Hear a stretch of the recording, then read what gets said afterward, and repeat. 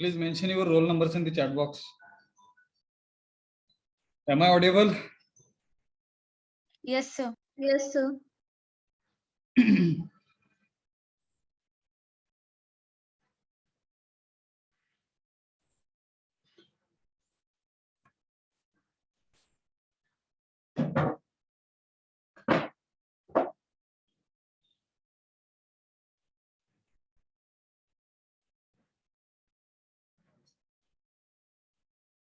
Roll number लिहा ना फटाफट चॅट बॉक्स मध्ये.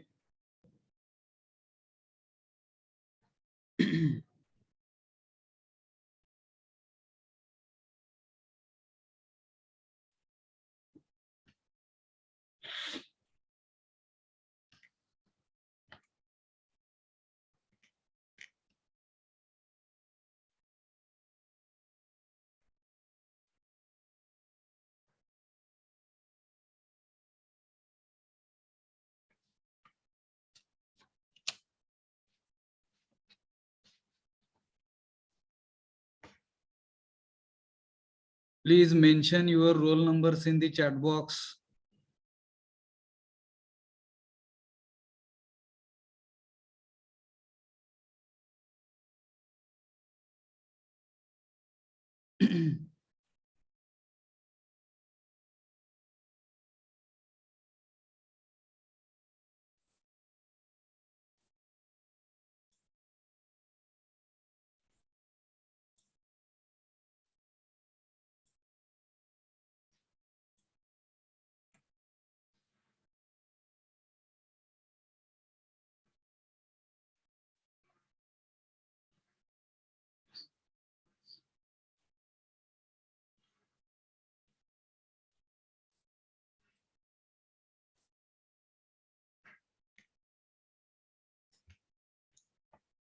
आतापर्यंत कुठले कुठले पॉइंट कव्हर झाले हो?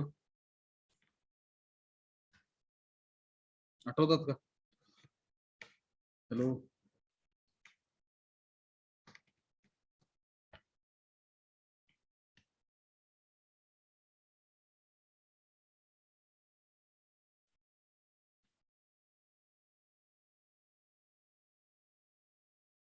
कोण आहे का आठवणार थोडासा बघा, अभ्यास करणार. Sir, basic requirement for fulfillment of human aspiration झालं. Basic requirement for fulfilment of human aspiration, असंच का? Yes. हा. And before that, which point we have seen? सुरुवातीपासून सांगायचं असतं main points. Unit number 1 we have started, where introductory part of universal human values we are trying to understand. We started with need of value education. Need for value education. हा. त्याच्यानंतर Guidance for value education. हा, guidance for value education. अजून Content of value education. Content of value education also we have seen, and basic requirements for fulfillment of human aspirations. Yes, बरोबर का? Yes, sir. So next point of unit number 1 that we are trying to understand, and already some part of this point already we have covered in student induction program, and right understanding relationship and physical facility. So at the end of basic requirements for fulfillment of human aspirations, we have seen so priority and sequence for these three things, that is important, and physical facilities, right understanding and relationship, three things are required for human being. But in case of animals, we are considering, we are thinking only physical facilities are necessary and physical facilities are adequate for animals. But for human beings, only physical facilities are not sufficient to survive their life, to live their life. So along with physical facilities, we will have to consider our relationships also, and to maintain harmony in relationship, right understanding is also required. बरोबर?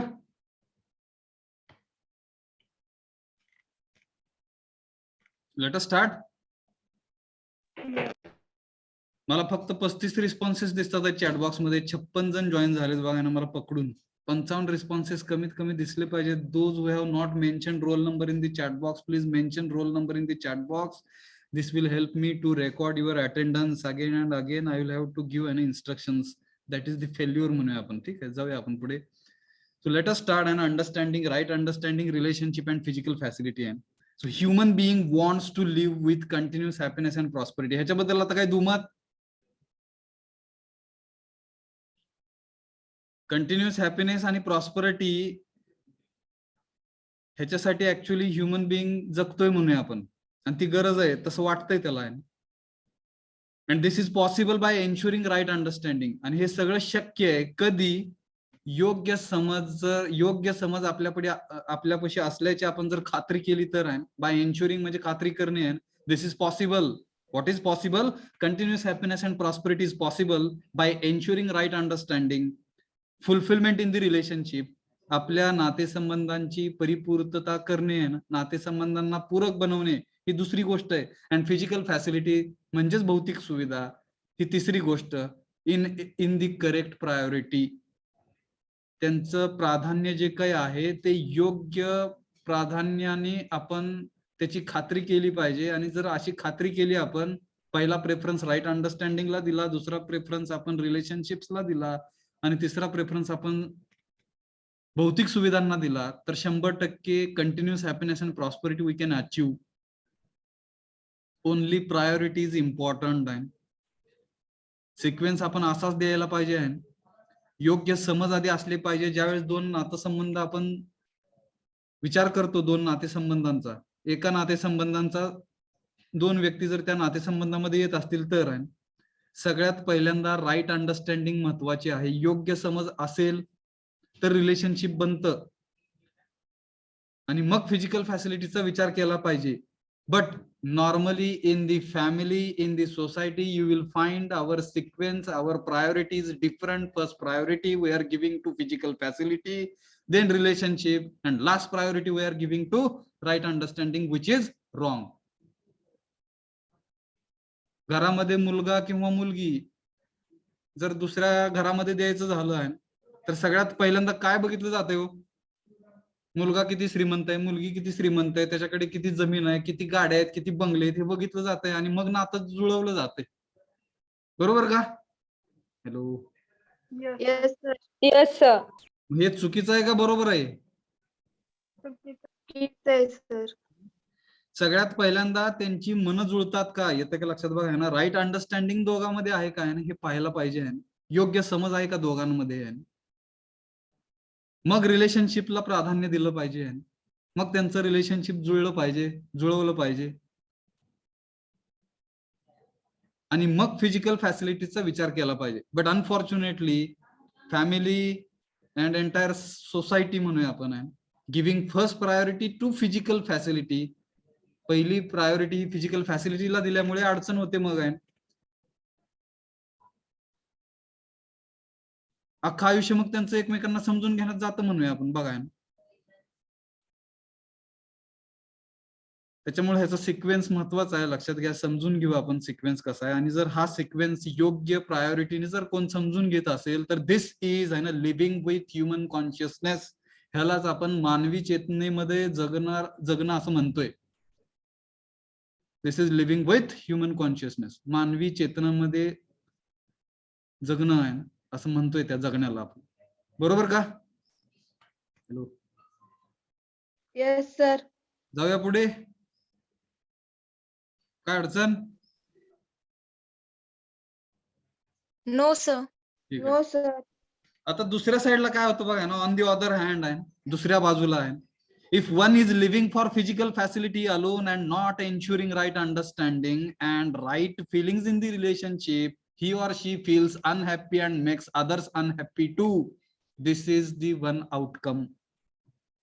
दुसऱ्या बाजूला जर physical फॅसिलिटीजला फक्त जर कोण महत्व देत असेल जगत असताना, आणि खात्री करत नसेल कशाची, योग्य समजेची राईट फिलिंग्स इन रिलेशनशिप्स, योग्य भावनांची पण जर नातेसंबंधांमध्ये खात्री करत नसेल, ही ऑर शी तो किंवा ती फील्स, त्यांना वाटतं म्हणूया आपण, फील करतात म्हणू आपण, ते तो किंवा ती अनहॅपी, दुःखी भावनांचं फिलिंग त्यांच्यामध्ये असतं, त्याच्यामध्ये किंवा तिच्यामध्ये असं म्हणलंय, ही ऑर शी, ते कसं वाचायचं बघा ना, शी म्हणजे ती आणि ही म्हणजे तो आहे, तर तो किंवा ती ही दुःखी होते म्हणूया, अँड मेक्स, आणि बनवतात अदर्स अनहॅपी टू, दुसऱ्यांना सुद्धा ते काय करतात, दुःखी बनवतात. आणि हे त्याचं आउटपुट आहे, हे त्याचं आउटकम आहे.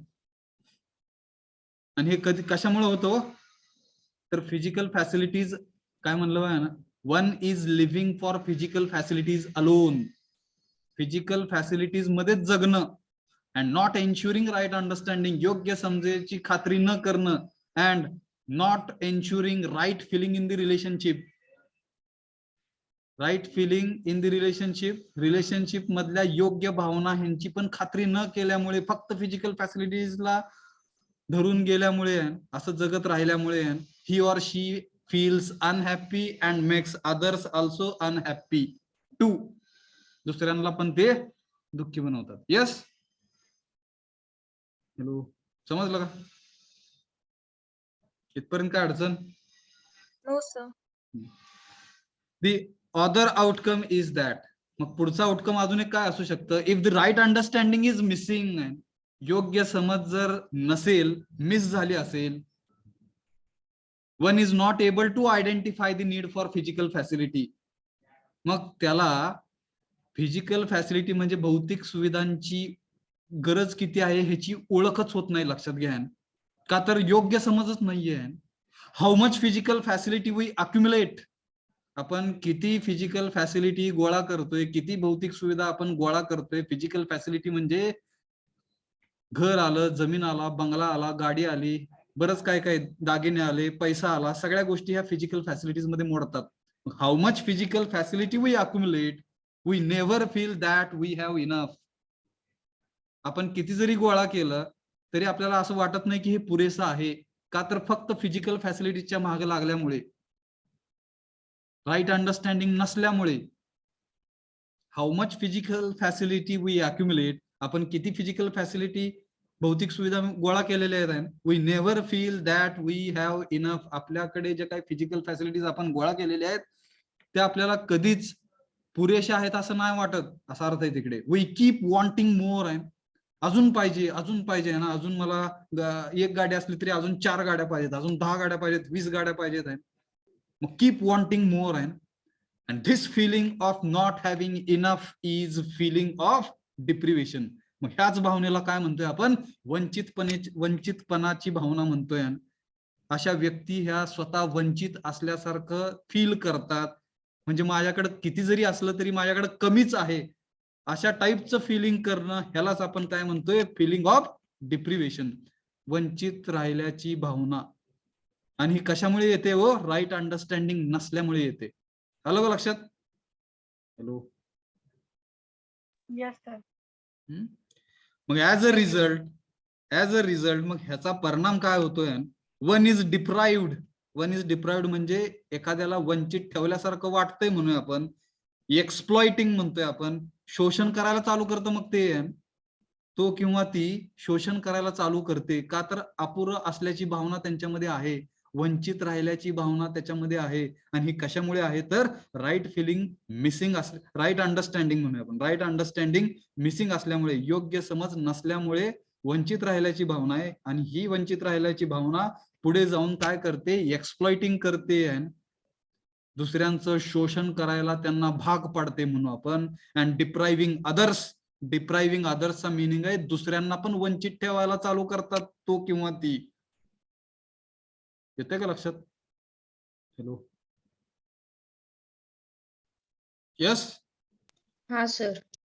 ह्याचा विचार करा आहे ना खोलात जाऊन, बरं का, समजून घ्या हे, अँड लेट अस स्टार्ट आहे ना इम्प्लिमेंटिंग, ऍक्टिंग ऑन इट. समजून घेऊन पुढच्या लेवलला आपण ऍक्ट केलं पाहिजे.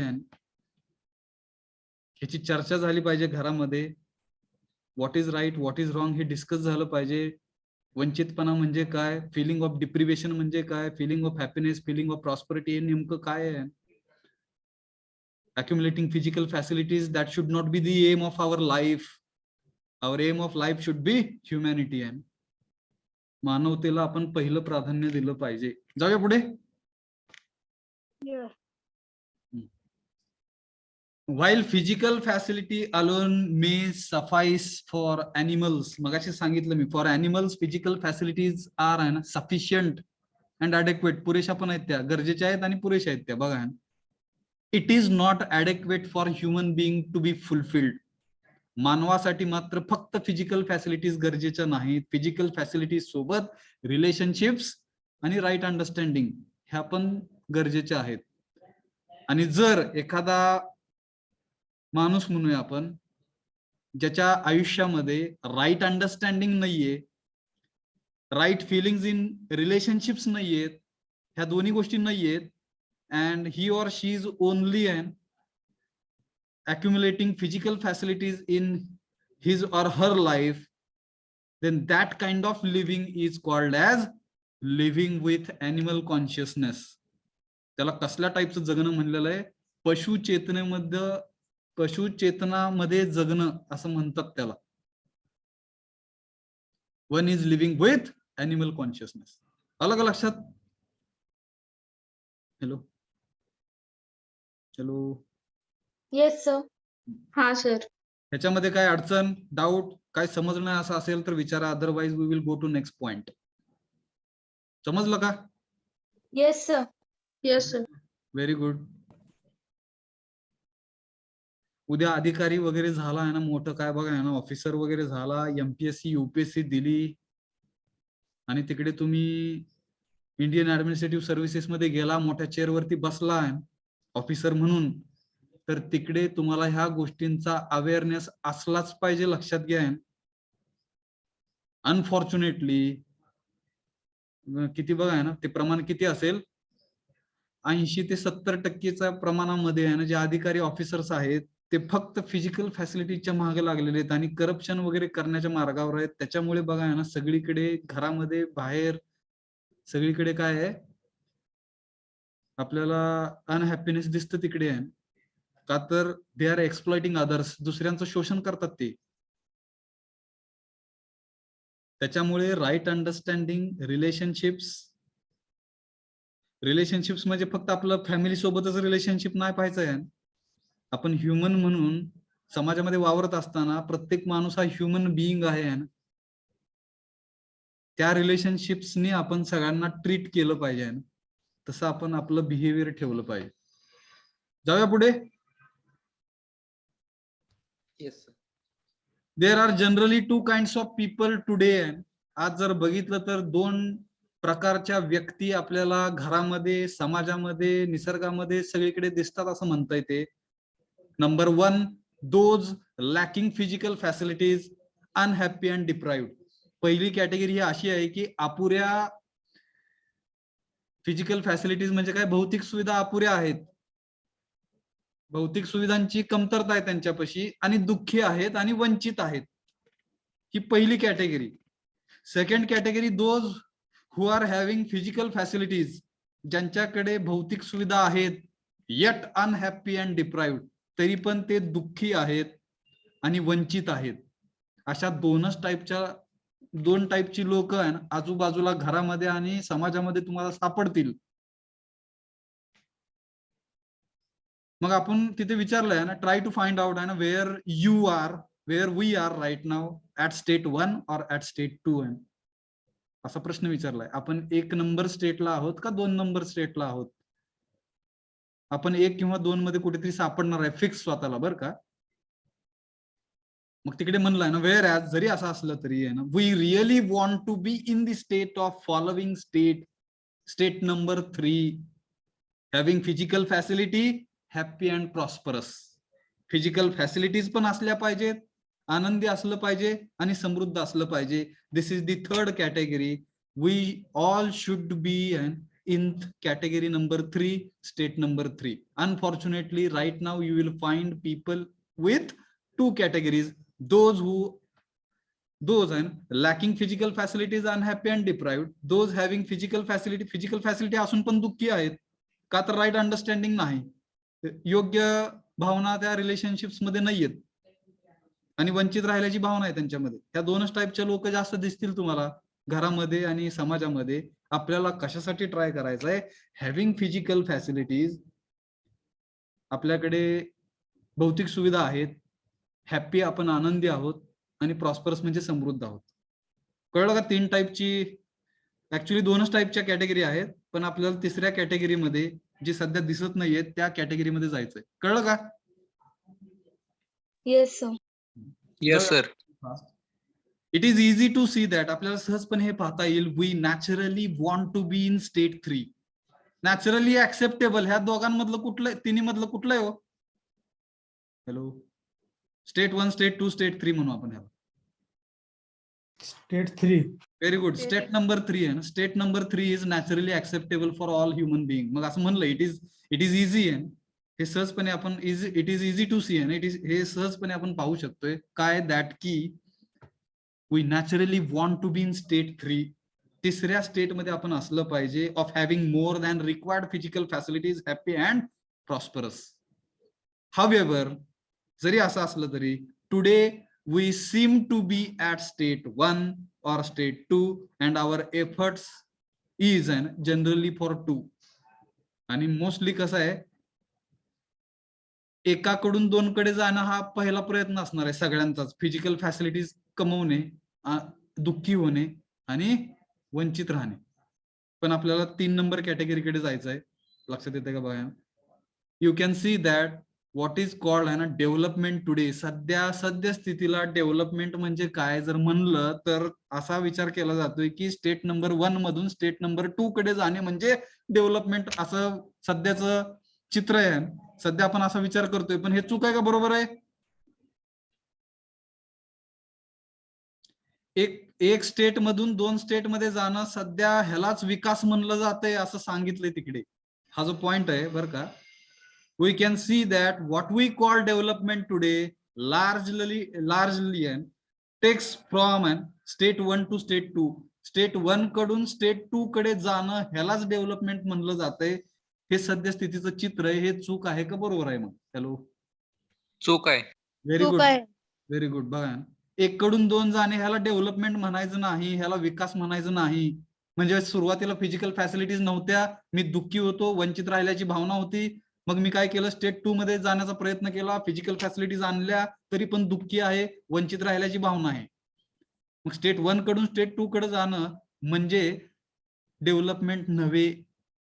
Actual development is being in state number 3, with physical facilities, happiness and prosperous, staying in happiness and prosperous life म्हणूया. Yes, बरोबर? Yes sir. Yes, sir.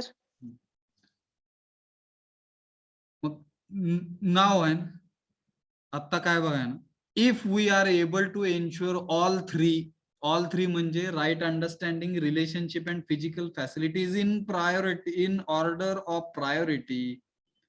जर व्यवस्थितपणे ह्याला योग्य प्राधान्य देत आपण जर ह्या गोष्टी पाहिल्या, through right feeling in the relationship, म्हणजे नातेसंबंधांमध्ये योग्य भावना, राईट फिलिंग म्हणजे योग्य भावना, based on the right understanding. योग्य भावना येण्यासाठी योग्य समज असणं गरजेचं आहे. योग्य समजेच्या बेसवरती काय म्हणणार बघा ना, योग्य समजेला पकडून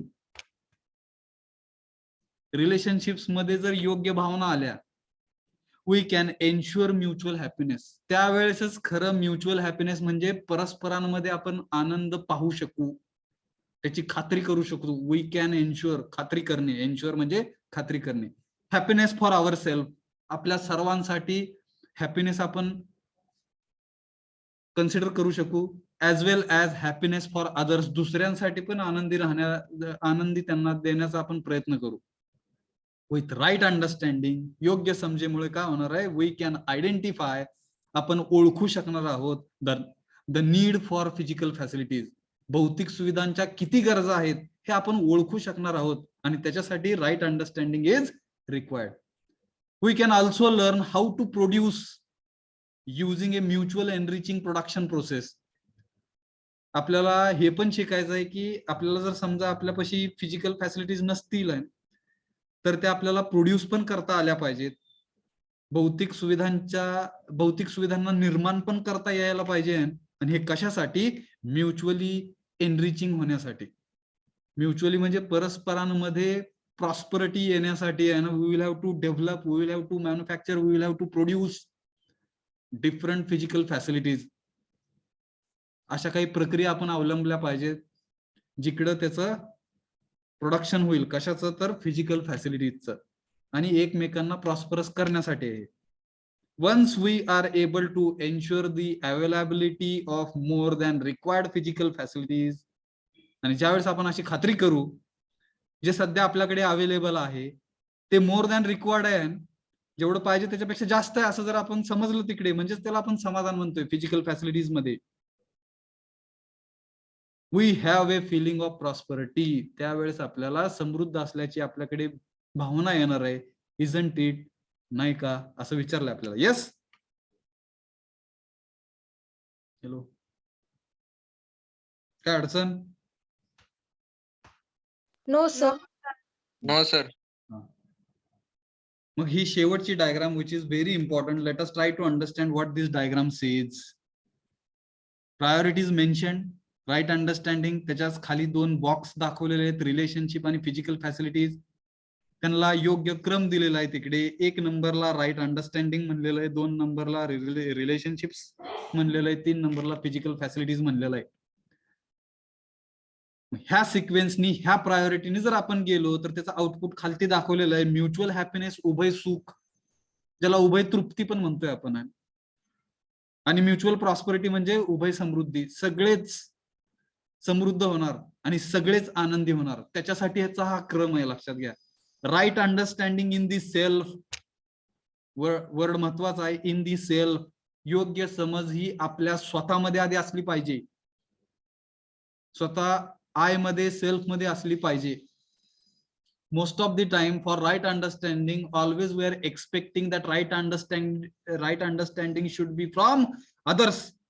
दुसऱ्यांकडेच ती योग्य समज असावी, माझ्याकडे नसली तरी चालते असं आपण समजत असल्यामुळे प्रॉब्लेम आहे. येस? मी नाही समजून घेत पण मला सगळ्यांनी समजून घ्यायला पाहिजे असं वाटतं का? हॅलो, हे चुकीचं आहे, लक्षात घ्या.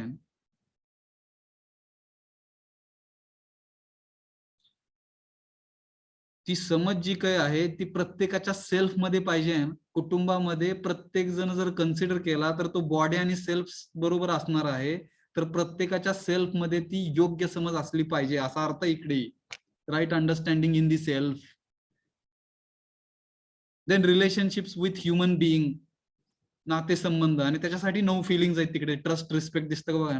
TRUST, trust, respect, affection, care. काय काय होतं ते? Trust, respect, affection, care, guidance, reference, gratitude, glory and love.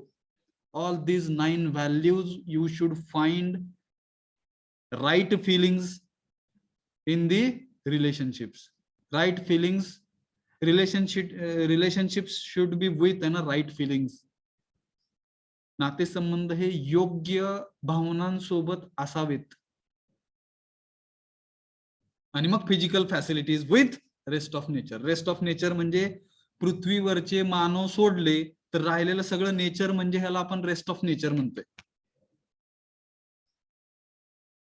आणि हा सिक्वेन्स जर असा प्रॉपर दिला तर 100% mutual happiness and mutual prosperity we can achieve in our life. समजलं का? Hello, yes sir. Yes sir. काय अडचण? No sir. थोडक्यात कोण सांगेल का? आपण पुढच्या पॉइंट कडे जातोय. मी दुसरी स्लाइड ओपन करण्याचा प्रयत्न करतोय. Till the time if somebody wants to say something about right understanding relationships and physical facilities, so you can unmute yourself and you can share your thoughts and feelings to entire class. Hello, please.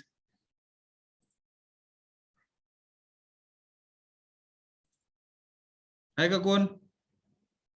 काय समजले ह्यातून थोडक्यात?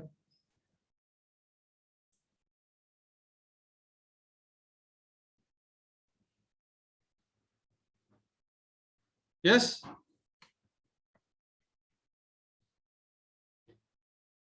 Sequence is very important. We understood what is meant by living with human consciousness, what is meant by living with animal consciousness, what is meant by actual development.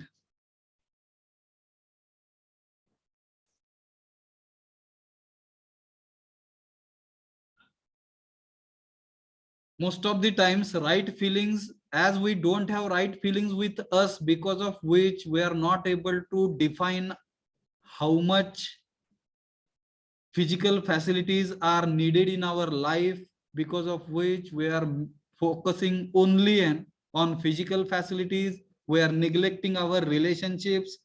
We don't have right understanding, because of which our living will become living with animal consciousness. Yes, बरोबर का? Yes, sir. हाँ sir. हा, तर मग हे living with human being, human consciousness आणि living with animal consciousness, ह्या दोन्ही गोष्टींचा अभ्यास आपण बघितला तिकडे. आणि प्रायोरिटी कशी असावी ती एक छोटीशी डायग्राम, जिकडे म्युच्युअल हॅपीनेस आणि म्युच्युअल प्रॉस्परिटी मिळण्यासाठी सिक्वेन्स कसा असावा 3 गोष्टींचा, त्या डायग्राम वरून तुम्ही लक्षात ठेवा. काय अडचण? जाऊया No पुढे. sir. हो, sir. Yes sir. Development of human consciousness, मानवी चेतनेचा विकास म्हणजे काय, आपण ते बघणार आहोत. मग वी कॅन क्लिअरली इन्विसेज, आपण स्पष्टपणे असा विचार करू शकतो, होलिस्टिक डेव्हलपमेंट म्हणजे सर्वांगीण विकास, as the transformation of consciousness, चैतन्य परिवर्तन पण ह्याला म्हणलं जातंय, टू ह्युमन कॉन्शियसनेस. आपण स्पष्टपणे पाहू शकतोय सर्वांगीण विकास म्हणजेच काय आहे, तर ट्रान्सफॉर्मेशन ऑफ कॉन्शियसनेस, ज्याला चैतन्य परिवर्तन म्हणतोय आपण. आणि हे कशासाठी आहे, तर टू ह्युमन कॉन्शियसनेस. मानवी चेतना म्हणजेच काय आहे, तिकडे होलिस्टिक डेव्हलपमेंट आहे. मानवी चेतना म्हणजेच चैतन्याचं परिवर्तन आहे. कॉन्शियसनेस म्हणजे चैतन्य असा अर्थ घेतोय आपण.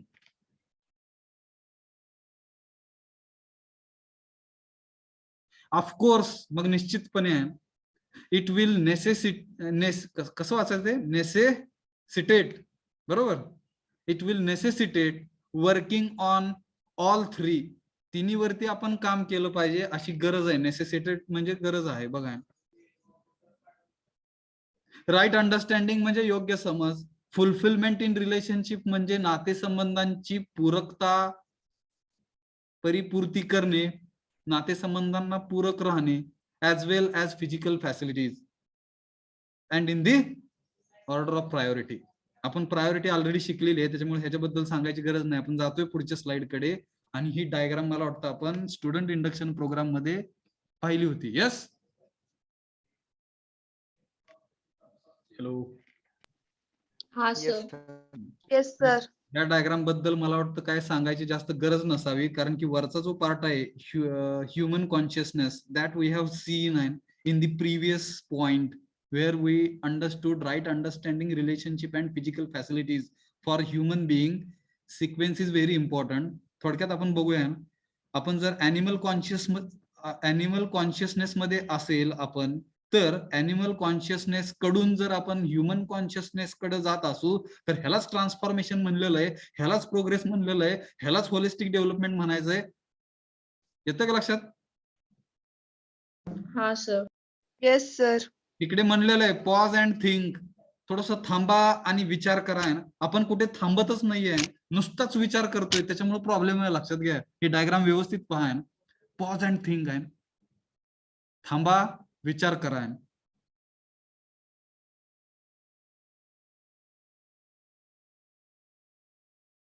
इकडे म्हणलेलं आहे बघा ना, इकडे प्रायोरिटीला क्वेश्चन मार्क आहे. इकडे आहे ना, राईट अंडरस्टँडिंगला क्वेश्चन मार्क आहे, रिलेशनशिपला पण क्वेश्चन मार्क आहे.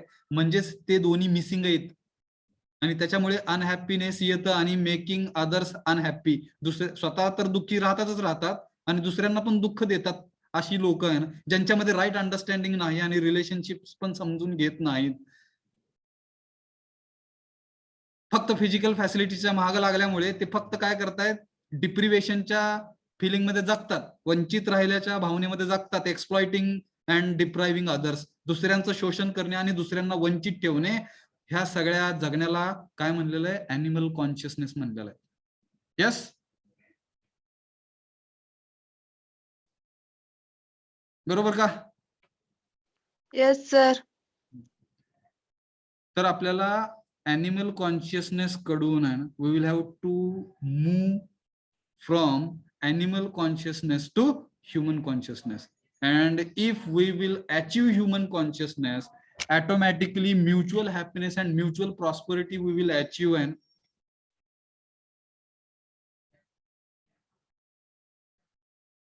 बरोबर का? Yes, sir. सगळेच आनंदी होणे आणि सगळेच समृद्ध होणे हे टार्गेट जर अचीव करायचं असेल तर आपल्याला ह्युमन कॉन्शियसनेस मध्ये जगलं पाहिजे. आपलं जगणं हे मानव चेतनेमध्ये असलं पाहिजे, मानव चेतनेला धरून असलं पाहिजे. यस, ना की अॅनिमल कॉन्शियसनेसला धरून असलं पाहिजे. जाऊया पुढे. Yes, hello. Yes, sir.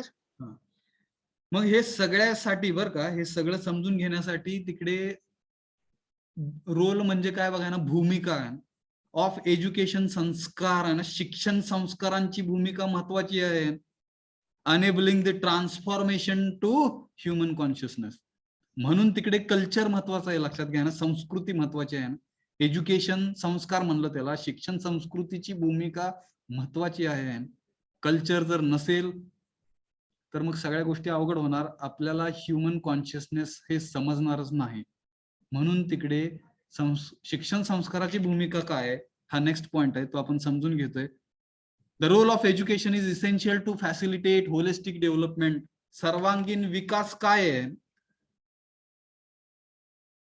त्याच्यासाठी शिक्षणाची भूमिका महत्वाची आहे. इज इसेन्शियल टू फॅसिलिटेट म्हणजे सुलभ करण्यासाठी, काय तर होलिस्टिक डेव्हलपमेंट, सर्वांगीण विकास सुलभ करण्यासाठी शिक्षण हे महत्वाचं आहे, महत्वाची भूमिका बजावत आहे असं म्हणूया आपण.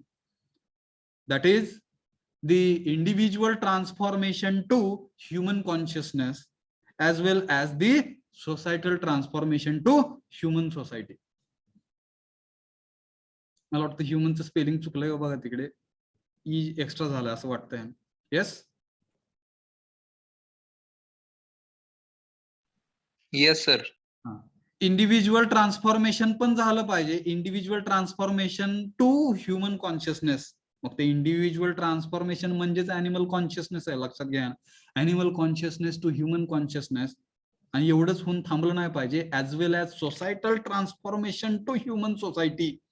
सध्याचा समाज हा नुसता समाज म्हणतोय आपण, तो समाज हा ह्युमन सोसायटी झाली पाहिजे. म्हणजे त्या समाजातला प्रत्येक माणूस हा मानव झाला पाहिजे म्हणून आपण. येतं का लक्षात बघा? Yes, hello. Yes sir. मग फॉर दिस, ह्याच्यासाठी द एज्युकेशन संस्कार हॅज टू एन्श्युअर, शिक्षण संस्कृतीने खात्री केली पाहिजे. कशाची? तर खाली 3 पॉइंट दिलेत. Number 1, right understanding in every child. प्रत्येक मुलामध्ये योग्य समज आणण्यासाठी शिक्षण संस्कृतीने खात्री केली पाहिजे. The capacity to live in relationship, नातेसंबंधांमध्ये राहण्याची ॲबिलिटी. कपॅसिटी म्हणजे आपण ॲबिलिटी म्हणजे क्षमता आहे, नातेसंबंधामध्ये राहण्याची क्षमता विथ अदर ह्युमन बिंग, दुसऱ्या व्यक्तींसोबत, तर ती कॅपॅबिलिटी, ती क्षमता आहे. एज्युकेशन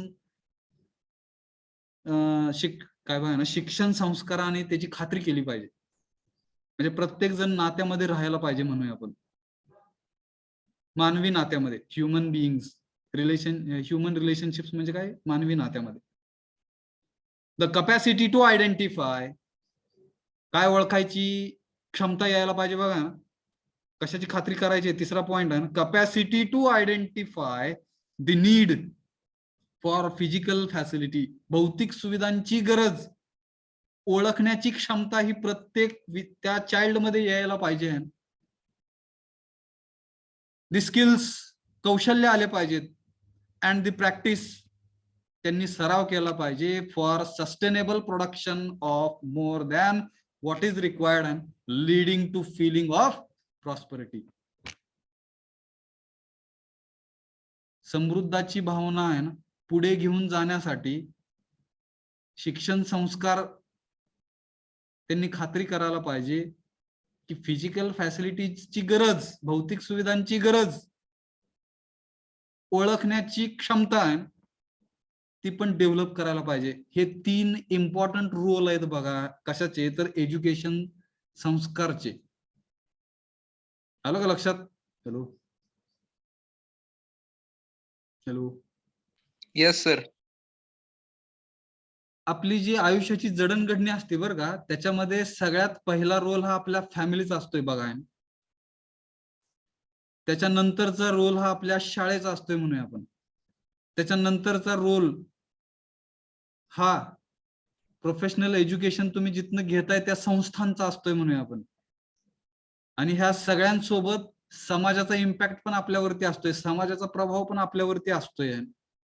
आणि त्यातून आपली जडणघडण होत असते. बरोबर का? कुठं चुकत असेल तर करेक्ट करा मला. Yes.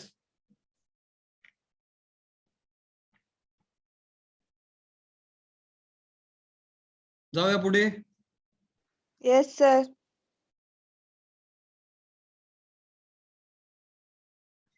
Education is developing the right understanding. शिक्षणामुळे काय होतंय, योग्य समज तयार होते म्हणू आपण, डेव्हलप होते, विकास पावते म्हणू आपण. योग्य समज विकास कशामुळे पावते, तर एज्युकेशनमुळे पावते असं म्हणूया आपण. ठीक आहे. Education is developing the right understanding. एज्युकेशनमुळेच राईट अंडरस्टँडिंग म्हणजे योग्य समज हिचा विकास होतोय. त्यालाच आपण काय म्हणतोय, होलिस्टिक पर्स्पेक्टिव्ह म्हणतोय. सर्वांगीण दृष्टिकोन. पर्स्पेक्टिव्ह म्हणजे दृष्टिकोन. तो संस्कार इज कमिटमेंट आहे. त्यातलं कल्चर, संस्कार म्हणजे काय, तर कमिटमेंट आहे. कमिटमेंटला काय म्हणणार हो मराठीत? हॅलो. वचनबद्ध राहणे, एखाद्या गोष्टीला पालन करणे म्हणूया आपण. यस. हॅलो. येस. बरेच जण कमिटमेंट हा, sir. करतात. बरेच जण कमिटमेंट करतात, but they are not fulfilling it. म्हणजे काय, एका गोष्टीला धरून राहतात पण ती गोष्ट करतच नाहीत. यस. कमिटमेंट म्हणजे थोडक्यात काय, एखाद्याला दिलेला शब्द न पाळणे म्हणू आपण. पहिली गोष्ट कमिटमेंट म्हणजे पाळणे. आणि जर कोण कमिटमेंट पाळत नसेल तर त्याला कमिटमेंट न फॉलो करणे म्हणू किंवा दुर्लक्ष करणे म्हणू. तर संस्कार हे काय आहे, कमिटमेंट आहे. संस्कारामुळे काय होतंय, सगळं काही पाळलं जातंय म्हणूया आपण, वचनबद्ध राहतोय. संस्कार जर नसतील तर वी आर नॉट कमिटेड आहे, आपण कमिटेड नसतो. दॅट्स वाय ना culture plays very vital role.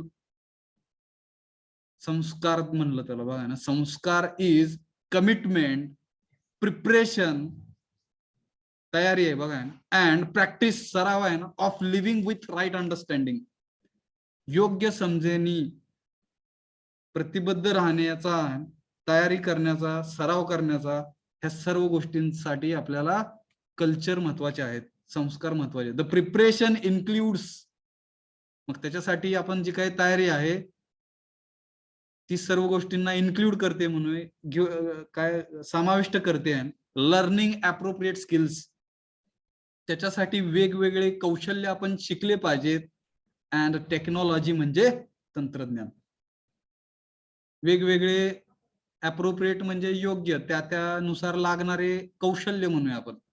आणि टेक्नॉलॉजी म्हणजे तंत्रज्ञान, आपण शिकले पाहिजेत त्या संस्कारासोबत. येस.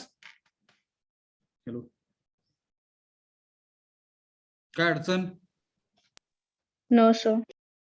No, sir. ही शेवटची डायग्राम आहे. इकडे आपला हा पण पॉइंट संपतोय बरं का. रोल ऑफ एज्युकेशन संस्कार, हे आउटकम आहे. This is the output of human education संस्कार, ज्याला आपण शिक्षण संस्कृती म्हणतोय. तर त्याचं हे आउटपुट आहे. डायग्राम समजते का पहा. अंडरस्टँडिंग ऑफ हार्मनी, लयबद्धता, तालबद्धता, सुसंगतपणा आहे ना, सुव्यवस्थित असणे म्हणजे हार्मनी म्हणतोय आपण. हे समजून घ्यायचंय. मग ती हार्मनी कुठे कुठे पाहिजे ते लिहिलेलं आहे तिकडे. हार्मनी इन ह्युमन बिईंग, म्हणजेच harmony in self or I. Harmony in family, म्हणजे आपल्या हार्मनी ही कुटुंबामध्ये असली पाहिजे. हार्मनी इन सोसायटी, समाजामध्ये असली पाहिजे. Harmony in nature, existence. आणि ही सगळी हार्मनी येण्यासाठी ह्याचा व्हॅल्यूज ज्या काय आहेत, येतं का बघा ना, व्हॅल्यूज पाहिजेत आपल्याकडे, म्हणजेच मूल्य पाहिजेत आपल्याकडे. आणि ते गायडेड बाय स्किल्स. व्हॅल्यूज ला कशाची साथ पाहिजे? स्किल्सची साथ पाहिजे. स्किल्स बाय काय म्हणलो आहे ना, स्किल्स गायडेड बाय व्हॅल्यूज. जे काय आपले कौशल्य आहेत त्यांचं मार्गदर्शन व्हॅल्यूज सोबत झालं पाहिजे म्हणू आपण. आणि असं झालं तर मग काय होणार आहे? लिव्हिंग इन हार्मनी येणार आहे. पहिल्यांदा समजून घेतोय आपण, अंडरस्टँडिंग आहे. नेक्स्ट काय, आपण त्याच्यामध्ये जगायला चालू करणार आहे ना. लिव्हिंग इन हार्मनी आहे, हार्मनीमध्ये जगणं, सुव्यवस्थित गोष्टींमध्ये जगणं, तालबद्ध लयबद्ध ते गोष्टीमध्ये जगणं म्हणतोय आपण. मग living in harmony as individual, आपण स्वतः पण हार्मनीमध्ये जगत असतोय. ते कसं वाचायचं बघा ना. Living in harmony in the family, आपलं कुटुंब सुद्धा त्या सुसंवादामध्ये जगत असते म्हणून आपण. Living in harmony in the society, समाज पण मग तो हार्मनीमध्ये जगतोय म्हणूया आपण. लिव्हिंग म्हणजे जगणं आहे. Living in harmony in the nature or existence. आणि ह्या जगण्यासाठी, हे सगळं करण्यासाठी स्किल्सचं गायडन्स व्हॅल्यू सोबत मिळला पाहिजे. आणि ह्या सगळ्या गोष्टी ह्या बरं का, हे जे सर्कल काय बघा, इलिप्स म्हणू आपण ह्याला. हे जे काही इलिप्स दाखवलं इकडे, पर्पल कलरचं इलिप्स आहे. ह्या सगळ्या इलिप्सला आपण काय म्हणतोय? हे ह्युमन एज्युकेशन संस्कारचं आउटपुट आहे म्हणतोय. हा रिझल्ट आहे. आणि ह्याचा परिणाम पुढे जाऊन म्युच्युअल हॅपीनेस आणि म्युच्युअल प्रॉस्पेरिटीसाठी होणार आहे. In short, human education sanskar, if we really want to understand, we will have to develop right understanding in us. And to develop right understanding, we should understand values, and these values and skills म्हणू आपण, दोन्ही पण. ठीक आहे, skills and values. And skills should be guided by values. कौशल्यांना मूल्यांची साथ म्हणूया आपण. कौशल्यांना मार्गदर्शन म्हणूया मूल्यांचं आहे. आणि हे सगळं एज्युकेशन संस्कारामुळे होत आहे. शिक्षण संस्कारामुळे, मानवी शिक्षण संस्कारामुळे हे होत आहे. आणि त्याच्यामुळे मग म्युच्युअल हॅपीनेस, म्युच्युअल प्रॉस्पेरिटी, उभय सुख, उभय समृद्धी, हे आपण आउटकम मिळवू शकतोय. समजलं का? हे महत्वाचं होतं. Hello, yes. Hello, Yes, No, sir. sir. काय अडचण? No, sir. आपल्याकडे लास्ट 10 मिनिट्स आहेत. Let us go to new point, or do you want to discuss with points which we have scene?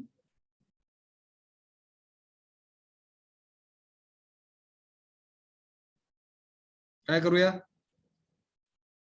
चलो,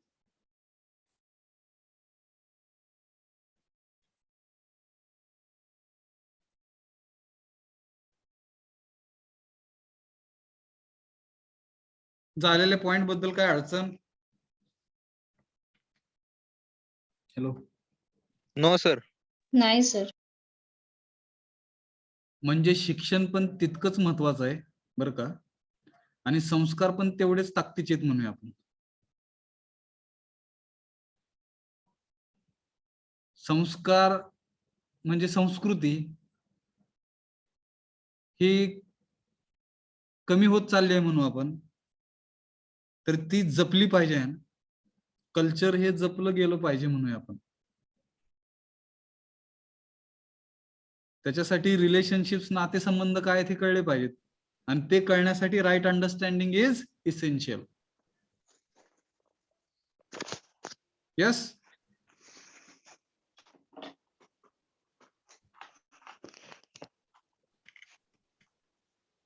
Do you want to say something about today's session? What you understood? Have you understood something which is relevant to your life as a human being? If answer is yes, then you can express your thoughts, feelings. ह्याच्यामध्ये दुमत जरी असेल, तुम्हाला वाटत असेल की हे काय नसते असलं काय बरोबर, then also you can express your feelings and thoughts. Let us try to understand. Right understanding is essential. योग्य समज जर आपल्यामध्ये नसेल तर आपल्याला सगळं चुकीचं वाटणार आहे, लक्षात घ्या. But if we will have a right understanding with us, which is primary thing, which will help us to achieve mutual happiness and mutual prosperity in our life, in the family, in the self म्हणूया आपण सुरुवातीला, in the self, in the family, in the society and in the nature. बरोबर का? Yes.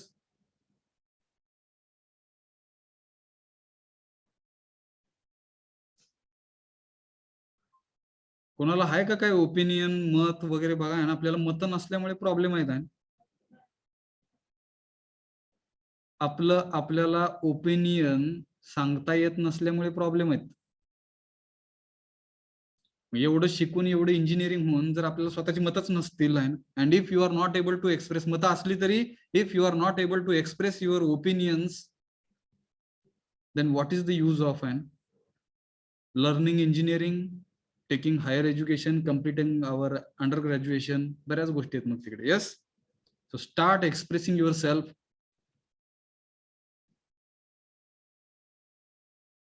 आपण physical क्लासमध्ये नाही आहेत बरं का. फिजिकल क्लासमध्ये असलास तर प्रत्येकाला तिकडे स्टेजवरती बोलवूनच.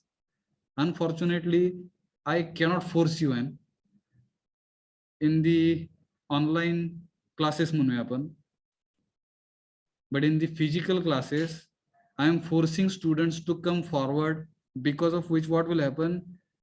Stage fear and stage daring म्हणू आपण, काय बघा, that is also skill, that is also requirement. Stage daring पण यायला पाहिजे आपल्याला. यायला पाहिजे. Yes, sir. हा सर. सर. बऱ्याच जणांना स्टेजची भीती असते, बऱ्याच जणांना, म्हणजे मला पण बरं का. ठीक आहे, सगळ्यांनाच असते ती स्टेज डेअरिंगची, म्हणजे स्टेजची भीती म्हणून. स्टेज फ्राईट म्हणतात त्याला इंग्लिशमध्ये, स्टेज फ्राईट. पण ती स्टेजची भीती आपण कमी करायला पाहिजे. त्याच्यासाठी आपण प्रयत्न केले पाहिजेत. आपलं म्हणणं सगळ्या जगाला सांगता यायला पाहिजे. ही काळाची गरज आहे, लक्षात घ्या. ज्या कोणाला स्वतःचं म्हणणं स्वतःच्या भाषेमध्ये दुसऱ्यांना समजेल असं सांगता येत असेल, तशा व्यक्तींची कंपन्यांना, समाजाला, देशाला म्हणू आपण, पुढच्या लेवलला जगाला म्हणूया आपण, अशा व्यक्तींची गरज आहे. गरज आहे. Yes, sir. Yes sir. उद्या तुम्हीच विचार करा, तुमची स्वतःची कंपनी आहे बरं का, मला पकडून 53 जण आपण झूम मीटिंग मध्ये आहोत आणि आपली मीटिंग चालली आहे, नोबडी इज सेइंग समथिंग, असल्याला आपण कसं काय काम होणार आपलं बघा. आपला जो काही प्रवास आहे तो प्रवास योग्य डायरेक्शनने चाललाय का नाही ना, कंपनीचा म्हणा किंवा ह्या विषयाचा म्हणा आहे, तो कधी कळणार फॅकल्टीला? When you are sharing your feelings and thoughts. Otherwise, it is very difficult to understand. And are you really understanding this subject or not? That will not be and that will not be and understood by the faculty. फॅकल्टीला तिकडे तुम्हाला समजून घेणं अवघड जाणार आहे. त्यातल्या त्यात आपल्या विषयाला युनिट टेस्ट नाही, इन सेमेस्टर एक्झामिनेशन नाही, डायरेक्ट विद्यापीठाची 50 मार्काची MCQ टाईपची परीक्षा आहे. तरी पण आपण थोडासा प्रयत्न करूया, ठीक आहे. सराव टेस्ट घेण्याचा आहे ना, जिकडे MCQ टाईपचे काही क्वेश्चन्स विचारू आपण.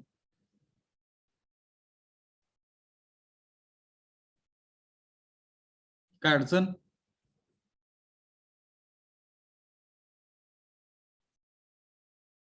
Hello. No sir. No, sir. जाता जाता 4 मिनिट आहेत आपल्याकडे. Have you started to discuss this subject with your family members?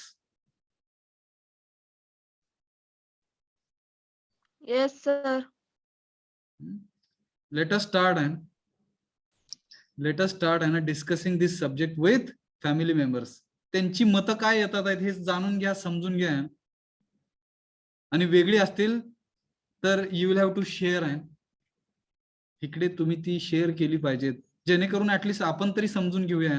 And if it is possible for me to convince you, you can convince to your family. Yes yes sir.